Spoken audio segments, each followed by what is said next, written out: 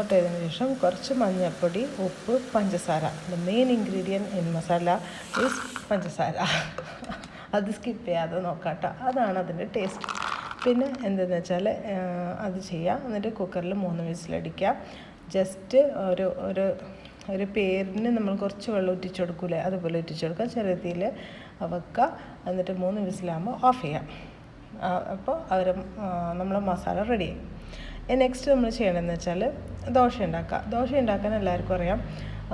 നമ്മൾ ഉഴുന്ന് ദോശ ഉണ്ടാക്കുമ്പം എത്ര പച്ചരി ഇടുന്ന അതിൻ്റെ ഒരു 1/4 കപ്പല്ലേ ഉഴുന്നിടാം.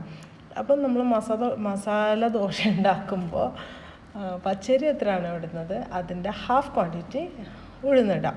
പിന്നെ എന്തെന്ന് വെച്ചാൽ ചോറ് നമ്മൾ ഉഴുന്ന് ദോശയിലിടും, പക്ഷേ മസാല ദോശ ഉണ്ടാക്കുമ്പോൾ അവലാണ് ഇടുക.